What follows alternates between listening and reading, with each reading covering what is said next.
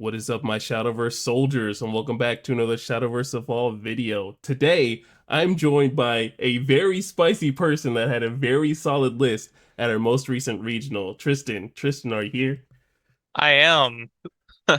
I'm glad to have you here today. And Tristan came and saw with an amazing PDK list that I've never seen before. So, Tristan, tell us about yourself. All right. So I'm a local in Birmingham. We've got a pretty solid group. One of the guy that I played in finals was actually one of my locals, so I had a lot of experience going up against that particular deck. Uh, Solid group to play test with. They actually helped me refine this list to what it turned out to be. Uh, Prior to Shadowverse, I mostly played Weiss, Hmm. but I've had a lot more success in Shadowverse than I have Weiss now. Yeah, that was like it's amazing. Just like when I saw the list, I was just like, okay, so PDK, and then I would just look at the rest of it, and I was like, this is just so spicy. Like everything just synergizes with the deck. So you built this deck. So why in the world did you build this deck? The moment I read PDK, I was like, this is a real deck. This can work. I've just got to figure out what the pieces are to make it work. Hmm. Uh, and then once the set released, it became, I guess I had about a month to figure out what the list was going to be. Hmm. Uh, Went through a few iterations, ultimately decided that controversially, Forte was just not it for this deck. Okay, Uh, that's a huge argument for a lot of Dragon players. That's a huge argument for a lot of Dragon players. So, but I mean, they can't really say anything to you because you definitely did a good job without Forte. You can see that Dragon can definitely perform without that card. Uh, I went 5-3 list. Two of my losses were in top 10. I blame them taking away my playmat. Well, you Uh, can't win them all. Only loss in Swiss was to a random Gemstone Haven deck Ooh, because who plays Gemstone Haven? yeah, it's just really an outlier. It's just one of those left field kind of decks that you just don't see coming. Yeah. So obviously deck is built heavily around PDK. Five cards in the deck don't trigger the effect. Uh, Obviously we're playing Oracle because is it really Dragon if you aren't ramping? Yeah, Uh, One of the key cards in the deck is actually Aquanarid.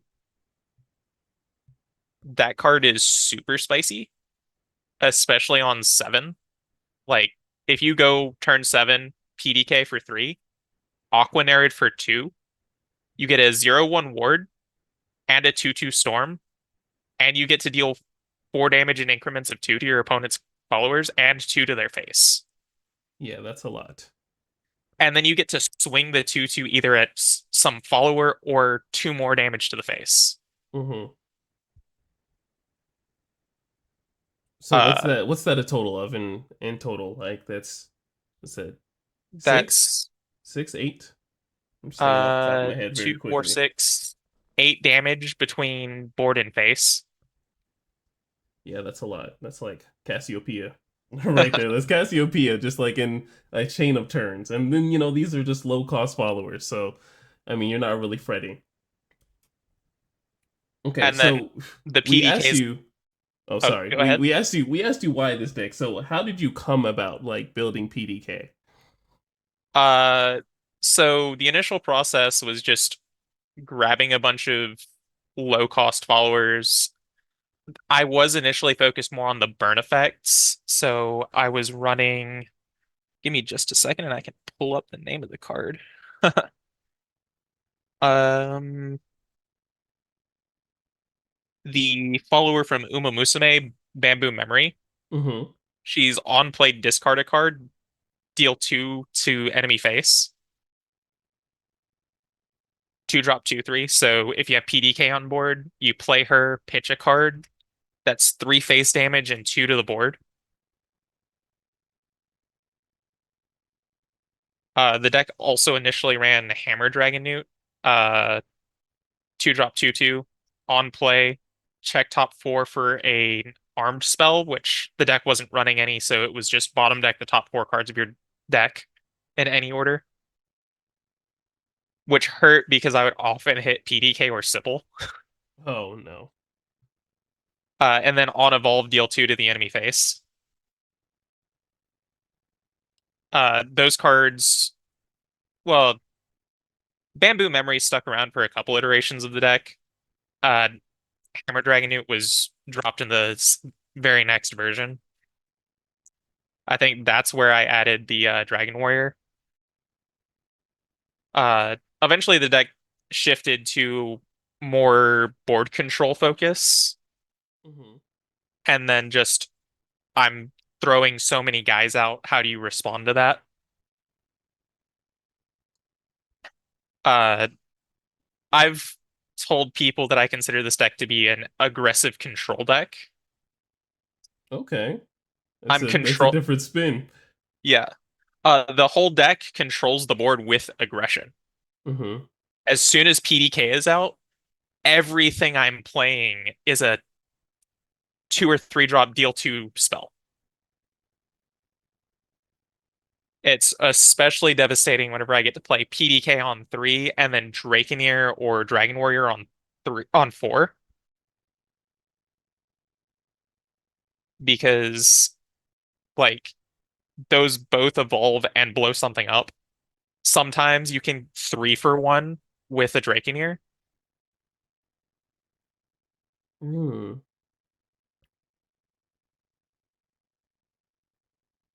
Because so you have PDK on board, you play Draconeer, he deals two to something with 1 or 2 defense, burn one face. Hmm.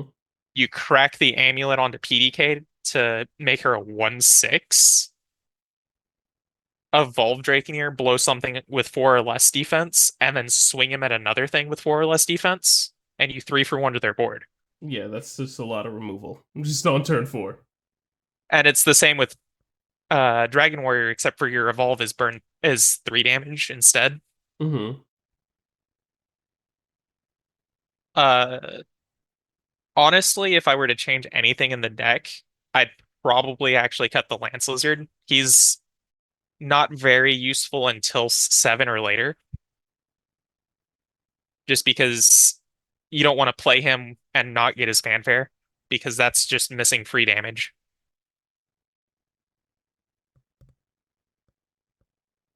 Okay, so you kind of like explained some of the deck for us, and so what was your thought process while building it? So like you said you had multiple versions of the deck. So what was really your thought process? Like you had it centered around PDK. So what made you change like different cards like Bamboo Memory and things like that? So Bamboo Memory, she just became she she became an issue with hand. I realized that pitching too many she just pitched too many cards and I'd run out of hand too fast and then kind of just be stuck top decking, which is fine because honestly the whole deck is gas. Like once I hit 3, there's 2 cards in the deck that can't be played. Hmm. Uh, but you don't really want to be top decking in this game. For sure. And like I said, I did shift more towards a more control strategy or board control strategy. Uh, Sybil being 3 is honestly probably going to be a staple for a long time, just because passive healing and on 7 ramp. Hmm. Uh, I actually did some calculations the night before the regional. Uh, this deck can theoretically play a Genesis Dragon on 5 Like just with a perfect hand, just like with the that. perfect hand. You can Genesis on 5. You have to see all 3 oracles, but Well, yeah, you'll definitely need to. yeah, if you see all 3 oracles and a Sybil, you can ramp to 8 on turn 4. and untap on 9 turn 5 and play a Genesis. Yeah, your opponent's not gonna expect that turn five. Like, well, they're gonna see all you having all those play points, and then I guess they're just gonna start hitting that red meter where they're like, okay, so he's going to 9 play points. I'm very afraid of what's about to happen. Do I have execution? Right, so like as the 4 play points up, and I mean you could just play around that so very well in this deck. Yeah. So, all right, so you did kind of do a little bit of explaining for the deck. So let's go a little bit of the step by step about these lesser cards that you haven't talked about. So we've talked about the Aqua and the Reed. So like cards like the Draconic Scholar and the Dragon Summoner. Let's start talking about like those cards and like the value that they presented in this deck. Oh yeah. So both of those cards really help you dig for important pieces. Uh, Honestly, with this deck, every hand is gas. Like there's there's no such thing as a bad hand in this deck because you can just play things. Hmm. Genuinely, the worst thing that can happen is you have 4 followers that can evolve. So like you ran your starting hand is Summoner, uh Draconeer, Warrior, and Tamamo. It's a little awkward. You might want to play the game a little slower if you don't draw something, but is that really a bad hand? Yeah, right. Uh, and then with the Dragonute Scholar, the strike effect to loot is really useful for digging. And she has Intimidate, so your opponent has to spell remove or follower effect remove. And I think we can all agree that there's a better, more important thing to be removing with those kinds of resources. Yeah, it's just like an attempt, just the attempt. Like that's what they're really trying to do is stop your game plan. But if you're playing like these little guys, I can see that, you know, Yeah, I did. I actually had my round one opponent was Hero Sword, which I'm only assuming because the only hero card they ever played was Mock Knight from hand to evolve him and blow up my Dragonute Scholar. hmm And then he left him standing, and I played 2 guys and blew him up.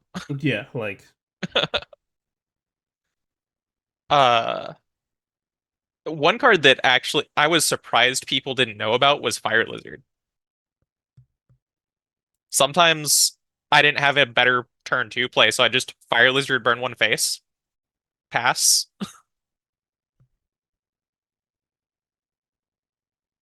I had 3 or 4 opponents pick him up to like, what even is this card? just yeah, that's one thing I feel like I personally in my competitive scene was just, I play this card and the opponent's like, so what the hell does this card do? Like they just pick it up and they're so confused. And it kind of throws them off. So I just love it when your opponents just do that to cards that you play. Like, what even is this? It shows that you're really thinking outside of the box. Yeah. Like when you play cards like those. I actually at a in a locals tournament had a play I could have my opponent had a 3 defense follower and they were like, haha, that's inconvenient for your PDK. And I had like 2 2 drops and one of them was Fire Lizard. I was like, I could play Fire Lizard and just blow it up for free. Or I could play, I think it was Scholar. Scholar, hit it for 2, and then play Lizard, hit it for 2 again, and burn one face for 3 face damage. So a lot of burning going on. Oop. Okay, so you explained some of these cards, the Dragon Newt and the Dragon Warrior, all these cards really did synergize together. So before we get into your matchups, I want to know how often did the Master of the Draconic Arts come into play? Oh, anytime I had him in my hand on 7, he came down because that a 6/4 assail ward rush is really powerful. You can use him to remove something, you can set him down as a big ward body, or you can even leave him up at for the just for the threat of six face on Mm-hmm. the next turn. Because if I have a 1/5 PDK and a 6/4 MDA, which do you remove? Right, like the hand in hand. It's like okay, so the blue pill or the red pill. Like a I choice actually definitely kind needs of to be wish that I was made. running more copies of him in this build. I only had him at two, and even not on seven, he's not a bad play because he's he's a ward, and Mm-hmm. he's one of the only. I run five wards in the deck, and he's the only one that deals damage on the whenever he's attacked. Mm-hmm. Aquanerd is more. Ward is a nice side effect because something the Megalorca token is more important than she is. Yeah.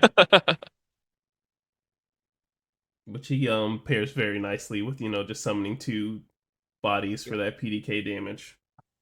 So And then Sybil, fantastic card. Uh, at locals, I joke that she's my girlfriend because she always ends up multiple copies in my hand. keeps coming back. Uh, and then most of the all of my evolve followers, other than Summoner, are just removal. Uh, Bane Assail, not rush, but gains the ability to attack, Yeah. is really strong on shapeshifting. I discussed Draconeer 3 for 1 and Dragon Warrior 3 for 1. Mm-hmm. And then Tamamo Cross can sometimes 3 for 1. It's usually a 2 for 1 because she only deals two. Yeah. And then she swings for three. So very good stat lines on all of these low cost followers. It's just amazing how you concocted this list. So now let's talk about the matchup. So you said you went up against Hero Sword, and that's usually, because that deck can really get under a bunch of decks. So how would you say your matchup was against Hero Sword?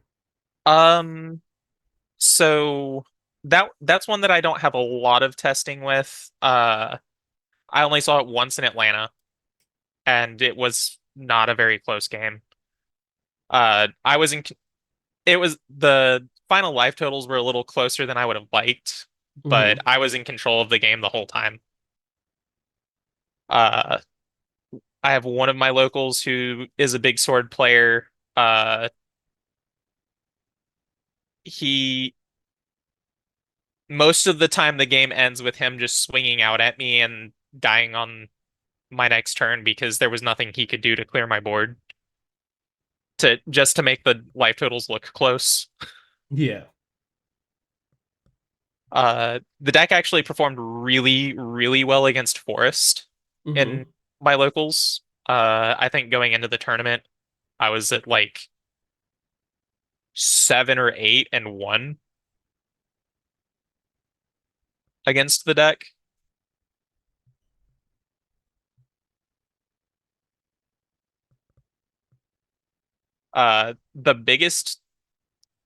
The toughest matchup in my experience with the deck is actually Fable Haven.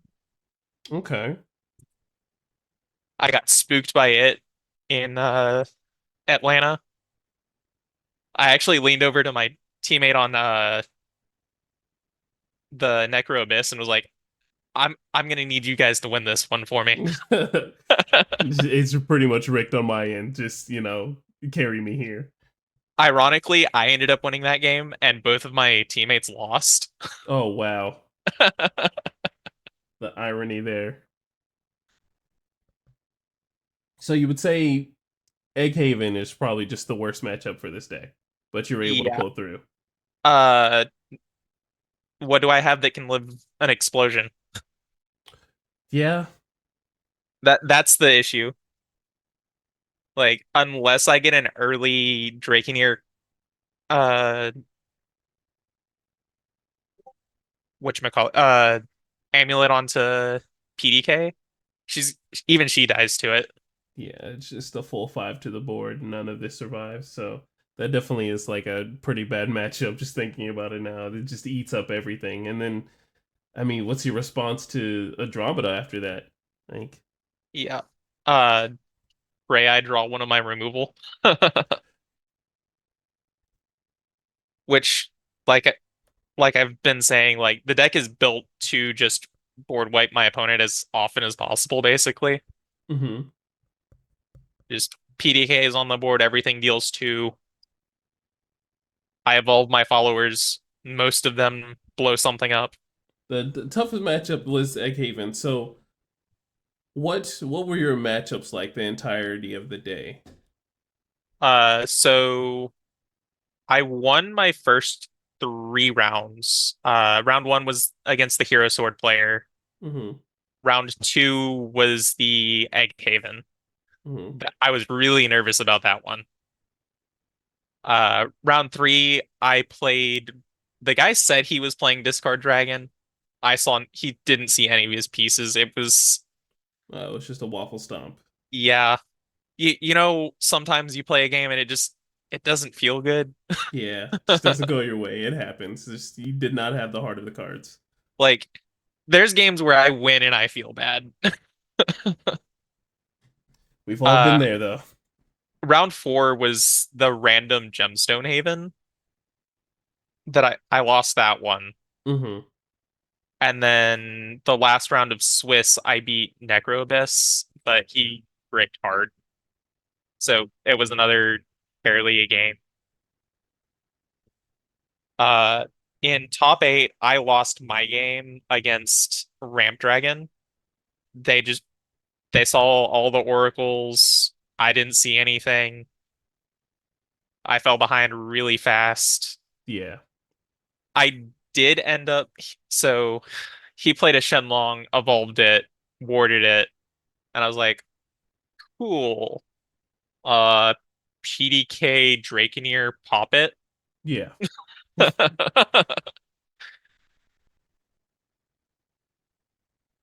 But it was a bad game on my end. Uh top four I played against Forest, which very comfortable matchup for me. And then in the finals, I played second Forest. I ended up losing that game, but I do credit my opponent. Like I mentioned, he's one of my locals, so we knew each other's decks in and out. Like we together went through the process for both. I didn't necessarily directly help him with his deck, but I've been through every iteration of the deck, Mm-hmm. and he's been through every iteration of this one. All right, so we're slowly running out of time here. So you said that there were some changes that you would make to the deck, but what would the change that you would make to the deck as a whole?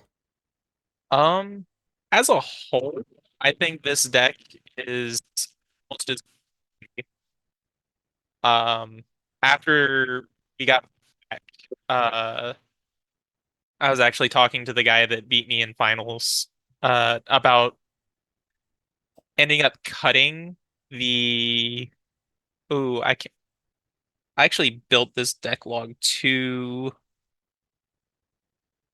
we ended up adding theoretically adding Jabberwock Mm-hmm. uh which wasn't in the deck mostly because I just didn't even consider that card, but also because that's another card that doesn't trigger PDK. Yeah. Yeah. So we had discussed cutting the Dragonute Scholar for three copies of Ayala, and then also cutting all three copies of Lance Lizard, turning one into third Master of Draconic Arts and two Jabberwocks. Mm-hmm. Mostly to me, the funniest thing you can do with that is turn seven Jabberwock, sack off an Ayala to get your Genesis Dragon, and having the second Genesis in hand.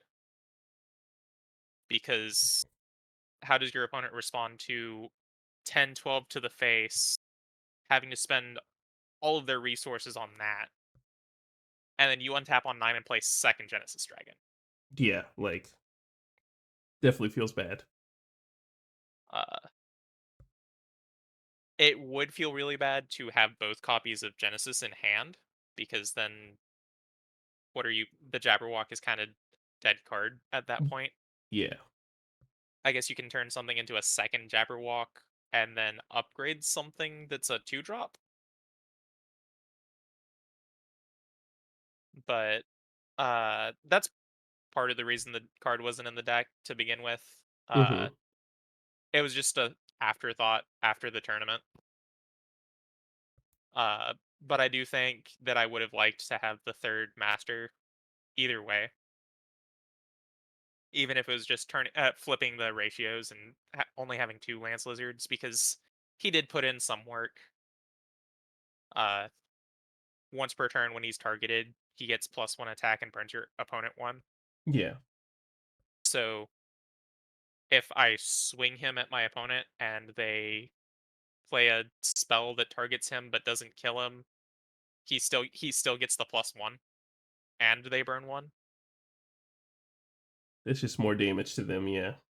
Yeah, and even if they do, like, if they execution him for whatever reason, or some other quick timing spell that deals enough damage to just outright kill him, he was still targeted, so he still deals the 1 damage.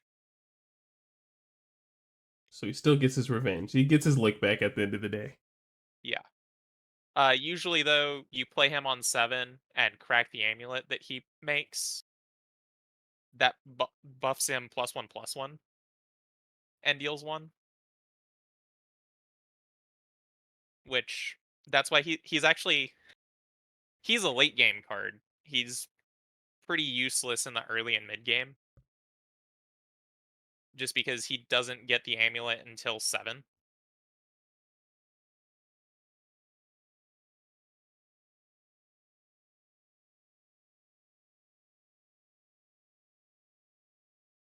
You can Okay. also crack Draconier's amulet onto him, Hmm.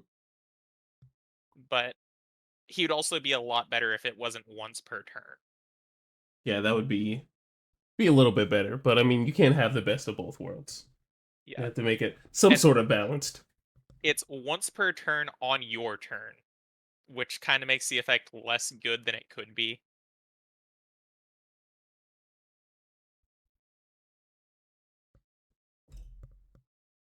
But overall, I love this deck. Uh, I don't think I'll ever actually take the deck apart, but unfortunately, I don't think the deck stays through in the next sets. Yeah. I'll probably actually be going back to Sword, which is what I had been playing up until this most recent set. So Sword gave you the inspiration to build this kind of, I wouldn't say low to the ground, but see these low cost followers in pair with a PDK. Um, Not quite. Like, it was legitimately, I read PDK Hmm. and was like, what are all of the good low costed cards? Uh, that actually, I'm remembering some criticisms that I've faced with this deck. I've had people ask about 1-drops. Uh, there's not good 1-drop followers, in my opinion, and Blazing Breath doesn't trigger PDK. And Flute takes up a space that could be a follower, Hmm. or could be a Draconic weapon that I can immediately crack and sack. Yeah.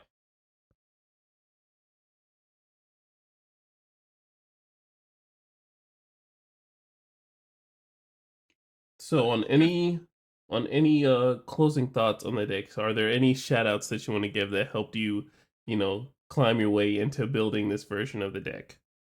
I big shout out to my local who won the tournament, uh, Mr. Boats Don't Sink. He's a bigger name in Weiss. If any of your followers know Weiss, he's big in the Weiss community. But he and I had done a lot of playtesting together for this deck, and we'll continue to playtest together for future sets and future decks.